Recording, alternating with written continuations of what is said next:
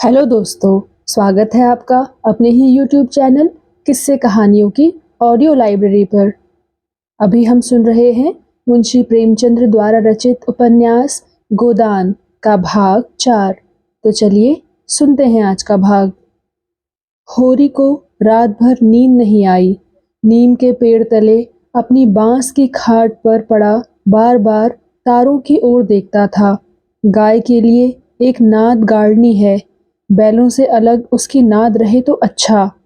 अभी तो रात को बाहर ही रहेगी, लेकिन चौमासे में उसके लिए कोई दूसरी जगह ठीक करनी होगी। बाहर लोग नजर लगा देते हैं, कभी कभी तो ऐसा टोना टोटका कर देते हैं कि गाय का दूध ही सूख जाता है। थन में हाथ ही नहीं लगाने देती, लात मारती है। नहीं, बाहर बांधना ठीक नहीं। और बाहर नांद भी कौन गाड़ने देगा? कारिंदा साहब नजर के लिए मुंह फुलाएंगे। छोटी छोटी बात के लिए राय साहब के पास फरियाद ले जाना भी उचित नहीं। और कारिंदे के सामने मेरी सुनता कौन है? उनसे कुछ कहूँ तो कारिंदा दुश्मन हो जाए। जल में रहकर मगर से बैर करना लड़कपन है। भीतर ही बांधूंगा। आंगन है तो छोटा सा, लेकिन एक मड़ैया डाल देने से काम चल जाएगा। अभी पहला ही बयान है। 5 सेर से कम क्या दूध देगी? सेर भर तो गोबर को ही चाहिए। रुपया दूध देखकर कैसी ललचाती रहती है। अब पिए जितना चाहे। कभी कभी 2-4 सेर मालिकों को दे आया करूंगा। कारिंदा साहब की पूजा भी करनी ही होगी, और भोला के रुपए भी दे देना चाहिए। सगाई के ढकोसले में उसे क्यों डालूं? 80 रुपए की गाय मेरे विश्वास पर दे दी। नहीं, यहाँ तो कोई 1 पैसे को नहीं पतियाता। सन में क्या कुछ ना मिलेगा? अगर 25 रुपए भी दे दूं तो भोला को ढांढस हो जाए। धनिया से नाहक बता दिया। चुपके से गाय लाकर बांध देता तो चकरा जाती।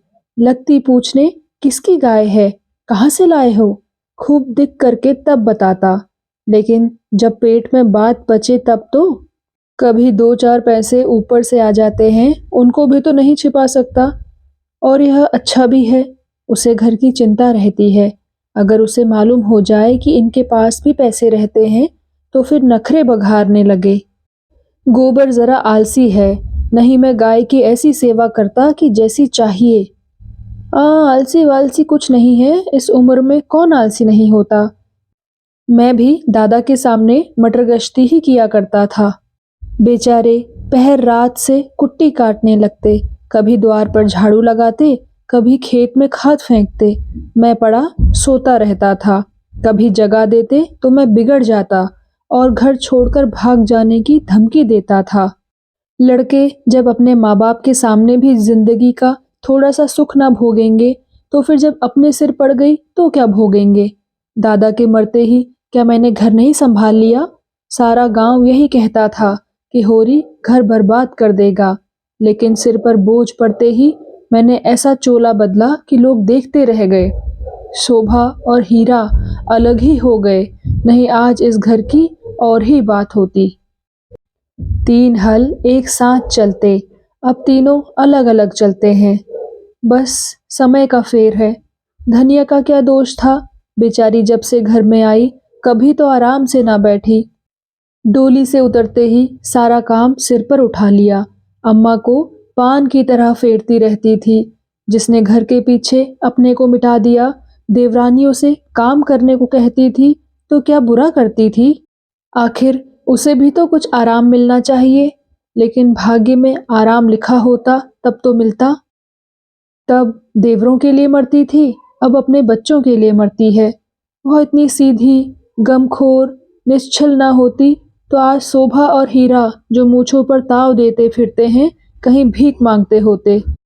आदमी कितना स्वार्थी हो जाता है, जिसके लिए लड़े वही जान का दुश्मन हो जाता है।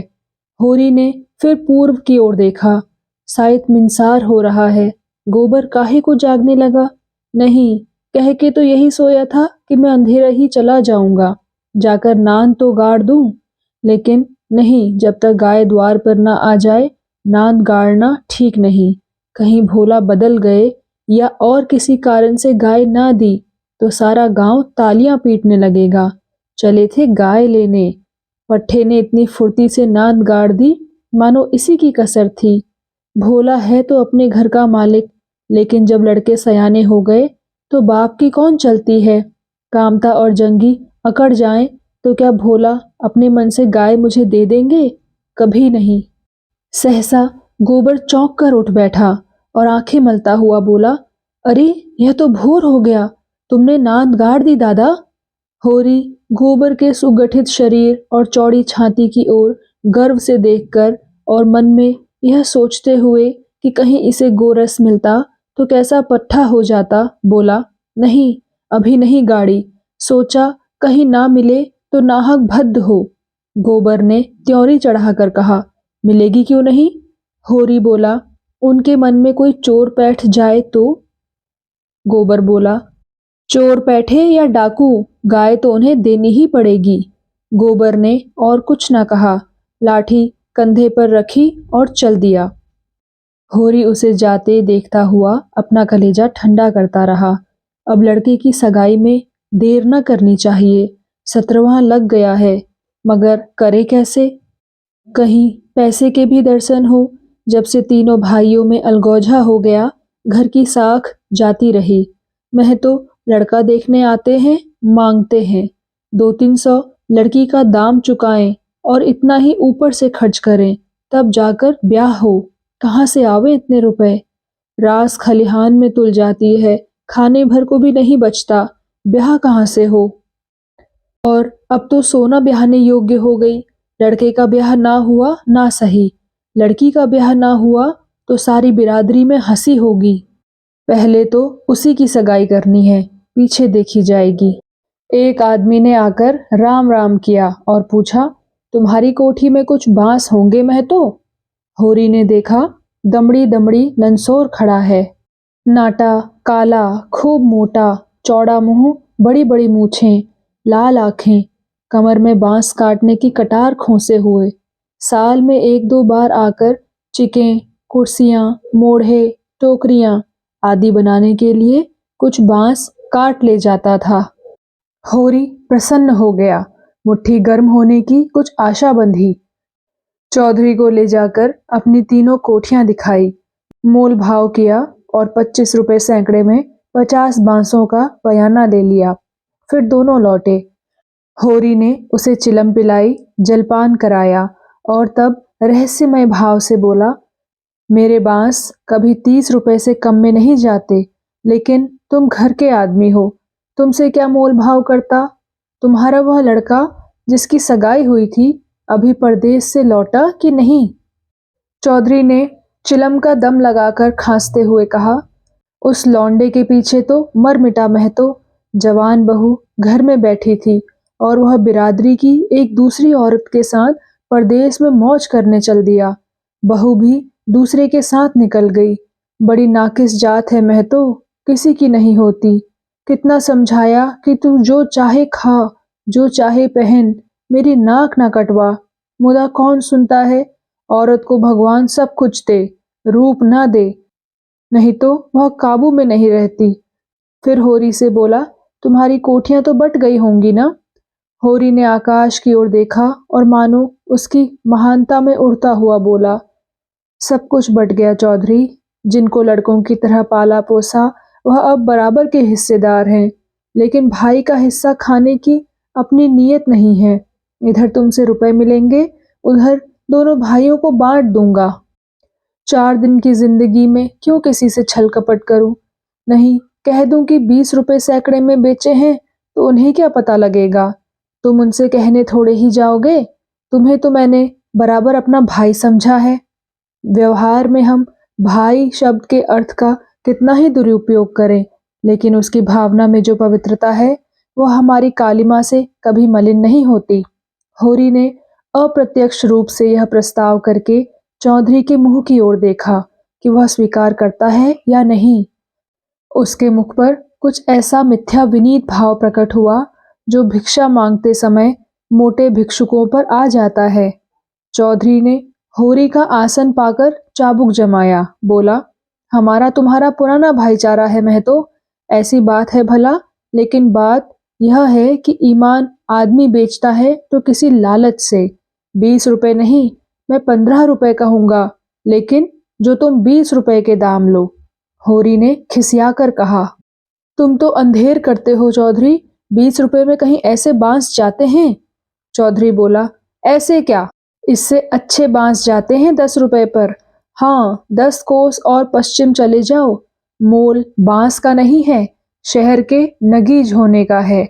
आदमी सोचता है जितनी देर वहां जाने में लगेगी उतनी देर में तो 2-4 रुपए का काम हो जाएगा। सौदा पट गया। चौधरी ने मिर्जई उतारकर छान पर रख दी और बांस काटने लगा। ऊख की सिंचाई हो रही थी। हीरा बहू कलेवा लेकर कुएं पर जा रही थी। चौधरी को बांस काटते देखकर घूंघट के अंदर से बोली, कौन बांस काटता है? यहाँ बांस ना कटेंगे। चौधरी ने हाथ रोककर कहा, बांस मोल लिए हैं, 15 रुपए सैकड़े का बयाना हुआ है, सेंत में नहीं काट रहे हैं। हीरा बहू अपने घर की मालकिन थी। उसी के विद्रोह से भाइयों में अलगौझा हुआ था। धन्या को परास्त करके शेर हो गई थी। हीरा कभी कभी उसे पीटता था। उसी हाल में इतना मारा था कि वह कई दिन तक खाट से ना उठ सकी, लेकिन अपना पदाधिकार वह किसी तरह न छोड़ती थी। हीरा क्रोध में उसे मारता था, लेकिन चलता था उसी के इशारे पर, उस घोड़े की भांति जो कभी कभी स्वामी को लात मारकर भी उसी के आसन के नीचे चलता है। कलेवे की टोकरी सिर से उतार कर बोली, 15 रुपए में हमारे बांस न जाएंगे। चौधरी औरत जात से इस विषय में बातचीत करना नीति विरुद्ध समझते थे। बोले, जाकर अपने आदमी को भेज दो, जो कुछ कहना है आकर कहें। हीरा बहू का नाम था पुन्नी। बच्चे 2 ही हुए थे, लेकिन ढल गई थी। बनाव सिंगार से समय के आघात का शमन करना चाहती थी, लेकिन गृहस्थी में भोजन का ही ठिकाना ना था। सिंगार के लिए पैसे कहाँ से आते? इस अभाव और विवशता ने उसकी प्रकृति का जल सुखाकर कठोर और शुष्क बना दिया था, जिस पर एक बार फावड़ा भी उचट जाता था। समीप आकर चौधरी का हाथ पकड़ने की चेष्टा करती हुई बोली, आदमी को क्यों भेज दूं? जो कुछ कहना हो मुझसे कहो ना। मैंने कह दिया मेरे बांस ना कटेंगे। चौधरी हाथ छुड़ाता था और पुन्नी बार बार पकड़ लेती थी। 1 मिनट तक यही हाथापाई होती रही। अंत में चौधरी ने उसे जोर से पीछे ढकेल दिया। पुन्नी धक्का खाकर गिर पड़ी, मगर फिर संभली और पांव से तल्ली निकालकर चौधरी के सिर, मुंह, पीठ पर अंधाधुंध जमाने लगी। बंसोर होकर उसे ढकेल दे, उसका यह अपमान। मारती जाती थी और रोती भी जाती थी। चौधरी उसे धक्का देकर नारी जाति पर बल का प्रयोग करके गच्चा खा चुका था। खड़े खड़े मार खाने के सिवा इस संकट से बचने की उसके पास और कोई दवा न थी। पुन्नी का रोना सुनकर होरी भी दौड़ा हुआ आया। पुन्नी ने उसे देखकर और जोर से चिल्लाना शुरू किया। होरी ने समझा चौधरी ने पुनिया को मारा है। खून ने जोश मारा और अलगौझे की ऊंची बांध को तोड़ता हुआ सब कुछ अपने अंदर समेटने के लिए बाहर निकल पड़ा। चौधरी को जोर से एक लात जमाकर बोला, अब अपना भला चाहते हो चौधरी तो यहाँ से चले जाओ, नहीं तुम्हारी लाश उठेगी। तुमने अपने को समझा क्या है? तुम्हारी इतनी मजाल कि मेरी बहू पर हाथ उठाओ? चौधरी कस्में खा खाकर अपनी सफाई देने लगा। तल्लियों की चोट में उसकी अपराधी आत्मा मौन थी। यह लात उसे निरपराध मिली और उसके फूले हुए गाल आंसुओं से भीग गए। उसने तो बहू को छुआ भी नहीं। क्या वह इतना गंवार है कि महतों के घर की औरतों पर हाथ उठाएगा? होरी ने अविश्वास करके कहा, आंखों में धूल मत झोंको चौधरी, तुमने कुछ कहा नहीं तो बहू झूठ मूठ रोती है क्या? रुपए की गर्मी है तो वह निकाल दी जाएगी। अलग है तो क्या हुआ, है तो एक खून, कोई तिरछी आंख से देखे तो आंख निकाल ले। पुन्नी चंडी बनी हुई थी, गला फाड़ कर बोली, तूने मुझे धक्का देकर गिरा नहीं दिया था? खा जा अपने बेटे की कसम। हीरा को भी खबर मिली कि चौधरी और पुनिया में लड़ाई हो रही थी। चौधरी ने पुनिया को धक्का दिया। पुनिया ने उसे तल्लियों से पीटा। उसने पुर वहीं छोड़ा और आंगी लिए घटनास्थल की ओर चला। गांव में अपने क्रोध के लिए प्रसिद्ध था। छोटा डील, गठा हुआ शरीर, आंखें कौड़ी की तरह निकल आई थी और गर्दन की नसें तन गई थी। मगर उसे चौधरी पर क्रोध न था, क्रोध था पुनिया पर। वह क्यों चौधरी से लड़ी? क्यों उसकी इज्जत मिट्टी में मिला दी? बंसोर से लड़ने झगड़ने का उसे क्या प्रयोजन था? उसे जाकर हीरा से सारा समाचार कह देना चाहिए था। हीरा जैसा उचित समझता करता। वह उससे लड़ने क्यों गई? उसका बस होता तो वह पुनिया को पर्दे में रखता। पुनिया किसी बड़े से मुंह खोलकर बातें करे, यह उसे असह्य था। वह खुद जितना उद्दंड था, पुनिया को उतना ही शांत रखना चाहता था। जब भैया ने 15 रुपए में सौदा कर लिया तो यह बीच में कूदने वाली कौन है? आते ही उसने पुन्नी का हाथ पकड़ लिया और घसीटता हुआ अलग ले जाकर लाते जमाने लगा। बोला, हरामजादी, तू हमारी नाक कटाने पर लगी हुई है। तू छोटे छोटे आदमियों से लड़ती फिरती है। किसकी पगड़ी नीची होती है बता? फिर एक लात और जमा कर बोला, हम तो वहां कलेऊ की बाट देख रहे हैं, तू यहाँ लड़ाई ठाने बैठी है। इतनी बेशर्मी, आंख का पानी ऐसा गिर गया, खोद कर गाड़ दूंगा। पुनिया हाय हाय करती जाती थी और कोसती जाती थी। तेरी मिट्टी उठे, तुझे हैजा हो जाए, तुझे मरी आए, देवी मैया तुझे लील जाए, तुझे इन्फ्लुएंजा हो जाए, भगवान करे तू कोढ़ी हो जाए, हाथ पांव कट कट गिरे। और गालियां तो हीरा खड़ा खड़ा सुनता रहा, लेकिन यह पिछली गाली उसे लग गई। हैजा, मरी आदि में विशेष कष्ट न था। इधर बीमार पड़े, उधर विदा हो गए, लेकिन कोढ़, यह घिनौनी मौत और उससे भी घिनौना जीवन। वह तिलमिला उठा, दांत पीसता हुआ, फिर पुनिया पर झपटा और झोटे पकड़कर फिर उसका सिर जमीन पर रगड़ता हुआ बोला, हाथ पांव कटकर गिर जाएंगे तो मैं तुझे लेकर चाटूंगा? तू ही मेरे बाल बच्चों को पालेगी क्या? तू ही इतनी बड़ी गृहस्थी चलाएगी? तू तो दूसरा भरतार करके किनारे खड़ी हो जाएगी। चौधरी को पुनिया की इस दुर्गति पर दया आ गई। हीरा को उदारता पूर्वक समझाने लगा, हीरा महतो, अब जाने दो, बहुत हुआ। क्या हुआ बहू ने मुझे मारा? मैं तो छोटा नहीं हो गया। धन्य भाग कि भगवान ने यह दिन तो दिखाया। हीरा ने चौधरी को डांटा, कहा, तुम चुप रहो चौधरी, नहीं मेरे क्रोध में पड़ जाओगे तो बुरा होगा। औरत जात इसी तरह बकती है। आज को तुमसे लड़ गई, कल को दूसरों से लड़ जाएगी। तुम भले मानस हो, हंसकर टाल गए, दूसरा तो बर्दाश्त ना करेगा। कहीं उसने भी हाथ छोड़ दिया तो कितनी आबरू रह जाएगी बताओ। इस ख्याल ने उसके क्रोध को फिर भड़काया। लपका था कि होरी ने दौड़कर पकड़ लिया और उसे पीछे हटाते हुए बोला, अरे हो तो गया, देख तो लिया दुनिया ने कि बड़े बहादुर हो, अब क्या उसे पीस कर पी जाओगे? हीरा अब भी बड़े भाई का अदब करता था, सीधे सीधे न लड़ता था। चाहता तो एक झटके में अपना हाथ छुड़ा लेता, लेकिन इतनी बेअदबी ना कर सका। चौधरी की ओर देखकर बोला, अब खड़े क्या ताकते हो, जाकर अपने बांस काटो। मैंने सही कर दिया, 15 रुपए सैकड़े में तय है। कहाँ तो पुन्नी रो रही थी, कहाँ झमक कर उठी और अपना सिर पीट कर बोली, लगा दे घर में आग, मुझे क्या करना है? भाग फूट गया कि तुम जैसे कसाई के पाले पड़ी, लगा दे घर में आग। उसने कलेऊ की टोकरी वहीं छोड़ दी और घर की ओर चली। हीरा गरजा, वहां कहाँ जाती है? चल कुएं पर, नहीं खून पी जाऊंगा। पुनिया के पांव रुक गए। इस नाटक का दूसरा अंक ना खेलना चाहती थी। चुपके से टोकरी उठाकर रोती हुई कुएं की ओर चली। हीरा भी पीछे पीछे चला। होरी ने कहा, अब फिर मार धाड़ न करना, इससे औरत बेशरम हो जाती है। धनिया ने द्वार पर आकर हाँक लगाई, तुम वहां खड़े खड़े क्या तमाशा देख रहे हो? कोई तुम्हारी सुनता भी है कि यूं ही शिक्षा दे रहे हो? उस दिन इसी बहू ने तुम्हें घूंघट की आड़ में दाढ़ी जार कहा था, भूल गए? बहुरिया होकर पराए मर्दों से लड़ेगी तो डांटी ना जाएगी। होरी द्वार पर आकर नटखटपन के साथ बोला, और जो मैं इसी तरह तुझे मारूं तो? धनिया बोली, क्या कभी मारा नहीं है जो मारने की साध बनी हुई है? होरी बोला, इतनी बेदर्दी से मारता तो तू घर छोड़कर भाग जाती, पुनिया बड़ी गमखोर है।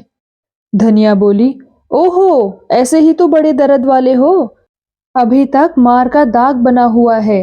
हीरा मारता है तो दुलारता भी है, तुमने खाली मारना सीखा, दुलार करना सीखा ही नहीं। मैं ही ऐसी हूं कि तुम्हारे साथ निभा हुआ। होरी बोला, अच्छा अच्छा रहने दे, बहुत अपना बखान ना कर। तू ही रूठ रूठ कर नहर भागती थी, जब महीनों खुशामद करता था तब जाकर आती थी। धनिया बोली, जब अपनी गरज सताती थी तब मनाने जाते थे लाला, मेरे दुलार से नहीं जाते थे। होरी बोला, इसी से तो मैं सबसे तेरा बखान करता हूँ। वैवाहिक जीवन के प्रभात में लालसा अपनी गुलाबी मादकता के साथ उदय होती है और हृदय के सारे आकाश को अपने माधुर्य की सुनहरी किरणों से रंजित कर देती है। फिर मध्याह्न का प्रखर ताप आता है, क्षण क्षण पर बगुले उठते हैं और पृथ्वी कांपने लगती है। लालसा का सुनहरा आवरण हट जाता है और वास्तविकता अपने नग्न रूप में सामने आ खड़ी होती है। उसके बाद विश्राममय संध्या आती है, शीतल और शांत। जब हम थके हुए पथिकों की भांति दिन भर की यात्रा का वृत्तांत कहते और सुनते हैं तटस्थ भाव से, मानो हम किसी ऊंचे शिखर पर जा बैठे हैं जहां नीचे का जनरव हम तक नहीं पहुंचता। धनिया ने आंखों में रस भरकर कहा, चलो चलो बड़े बखान करने वाले, जरा सा कोई काम बिगड़ जाए तो गर्दन पर सवार हो जाते हो। होरी ने मीठे उल्हाने के साथ कहा, ले अब यही तेरी बेइंसाफी मुझे अच्छी नहीं लगती धनिया। भोला से पूछ मैंने उनसे तेरे बारे में क्या कहा था। धनिया ने बात बदल कर कहा, देखो गोबर गाय लेकर आता है कि खाली हाथ। इतने में चौधरी ने पसीने में लथपथ आकर कहा, नहीं तो चलकर बांस गिन लो, कल ठेला लाकर उठा ले जाऊंगा। होरी ने बांस गिनने की जरूरत ना समझी, चौधरी ऐसा आदमी नहीं है, फिर एकाध बांस बेसी ही काट लेगा तो क्या, रोज ही तो मंगनी बांस कटते रहते हैं। सहालगों में तो मंडप बनाने के लिए लोग दर्जनों बांस काट ले जाते हैं। चौधरी ने 7.5 रुपए निकालकर उसके हाथ में रख दिए। होरी ने गिनकर कहा, और निकालो, हिसाब से 2.5 और होते हैं। चौधरी ने बेमुरव्वती से कहा, 15 रुपए में तय हुए हैं कि नहीं। होरी बोला, 15 रुपए में नहीं, 20 रुपए में। चौधरी बोला, हीरा महतो ने तुम्हारे सामने 15 रुपए कहे थे, कहो तो बुला लाऊं। होरी बोला, तय तो 20 रुपए में ही हुए थे चौधरी, अब तुम्हारी जीत है, जो चाहे कहो, 2.5 रुपए निकलते हैं, तुम 2 ही दे दो। मगर चौधरी कच्ची गोलियां ना खेला था, अब उसे किसका डर। होरी के मुंह में तो ताला पड़ा हुआ था, क्या कहे, माथा ठोंक कर रह गया। बस इतना बोला, यह अच्छी बात नहीं है चौधरी, 2 रुपए दबाकर राजा ना हो जाओगे। चौधरी तीक्ष्ण स्वर में बोला, और तुम क्या भाइयों के थोड़े से पैसे दबाकर राजा हो जाओगे। 2.5 रुपए पर अपना ईमान बिगाड़ रहे हो, उस पर मुझे उपदेश देते हो। अभी पर्दा खोल दूं तो सिर नीचा हो जाए। होरी पर जैसे सैकड़ों जूते पड़ गए। चौधरी तो रुपए सामने जमीन पर रखकर चला गया, पर वह नीम के नीचे बैठा बड़ी देर तक पछताता रहा। वह कितना लोभी और स्वार्थी है, इसका उसे आज पता चला। चौधरी ने 2.5 रुपए दे दिए होते तो वह खुशी से कितना फूल उठता। अपनी चालाकी को सराहता कि बैठे बिठाए 2.5 रुपए मिल गए। ठोकर खाकर ही तो हम सावधानी के साथ पग उठाते हैं। धनिया अंदर चली गई थी, बाहर आई तो रुपए जमीन पर पड़े देखे, गिनकर बोली, और रुपए क्या हुए, 10 ना चाहिए। होरी ने लंबा मुंह बनाकर कहा, हीरा ने 15 रुपए में दे दिए तो मैं क्या करता। धनिया बोली, हीरा 5 रुपए में दे दे, हम नहीं देते इन दामों। होरी बोला, वहां मारपीट हो रही थी, मैं बीच में क्या बोलता। होरी ने अपनी पराजय अपने मन में ही डाल ली, जैसे कोई चोरी से आम तोड़ने के लिए पेड़ पर चढ़े और गिर पड़ने पर धूल झाड़ता हुआ उठ खड़ा हो कि कोई देख ना ले।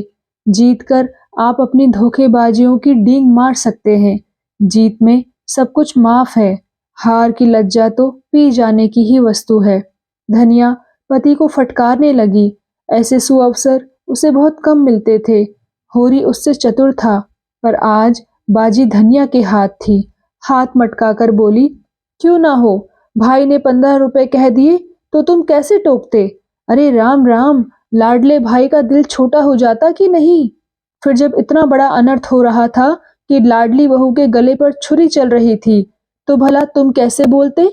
उस बखत कोई तुम्हारा सरबस लूट लेता तो भी तुम्हें सुध ना होती। होरी चुपचाप सुनता रहा, मिनका तक नहीं। झुंझलाहट हुई, क्रोध आया, खून खौला, आंख जली, दांत पिसे, लेकिन बोला नहीं। चुपके से कुदाल उठाई और ऊख गोड़ने चला गया। धनिया ने कुदाल छीनकर कहा, क्या अभी सवेरा है जो ऊख गोड़ने चले? सूरज देवता माथे पर आ गए, नहाने धोने जाओ, रोटी तैयार है। होरी ने घुन्ना कर कहा, मुझे भूख नहीं है। धनिया ने जले पर नमक छिड़का, बोली, हाँ काहे को भूख लगेगी, भाई ने बड़े बड़े लड्डू खिला दिए हैं ना, भगवान ऐसे सपूत भाई सबको दें। होरी बिगड़ा, क्रोध अब रस्सियां तोड़ा रहा था, बोला, तू आज मार खाने पर लगी हुई है। धनिया ने नकली विनय का नाटक करके कहा, क्या करूं, तुम दुलार ही इतना करते हो कि मेरा सिर फिर गया है। होरी बोला, तू घर में रहने देगी कि नहीं? धनिया बोली, घर तुम्हारा, मालिक तुम, मैं भला कौन होती हूँ तुम्हें घर से निकालने वाली? होरी आज धनिया से किसी तरह पेश नहीं पा सकता, उसकी अक्ल जैसे कुंद हो गई है। इन व्यंग बाणों को रोकने के लिए उसके पास कोई ढाल नहीं है। धीरे से कुदाल रख दी और गमछा लेकर नहाने चला गया। लौटा कोई आध घंटे में, मगर गोबर अभी तक न आया था। अकेले कैसे भोजन करे? लौंडा वहां जाकर सो रहा। भोला कि वह मदमाती छोकरी नहीं है झुनिया, उसके साथ हंसी दिल लगी कर रहा होगा। कल भी तो उसके पीछे लगा हुआ था। नहीं गाय दी तो लौट क्यों नहीं आता? क्या वहां ढई देगा? धनिया ने कहा, अब खड़े क्या हो, गोबर सांझ को आएगा। होरी ने और कुछ ना कहा, कहीं धनिया फिर ना कुछ कह बैठे। भोजन करके नीम की छाह में लेट रहा। तो दोस्तों, कैसा लगा आपको आज का भाग? कृपया कमेंट सेक्शन में आकर जरूर बताइएगा। और अगर आपने अभी तक इस चैनल को सब्सक्राइब नहीं किया है तो कृपया सब्सक्राइब भी जरूर कर लीजिएगा। मिलती हूँ आपसे इसी कहानी के अगले भाग के साथ। तब तक के लिए नमस्कार।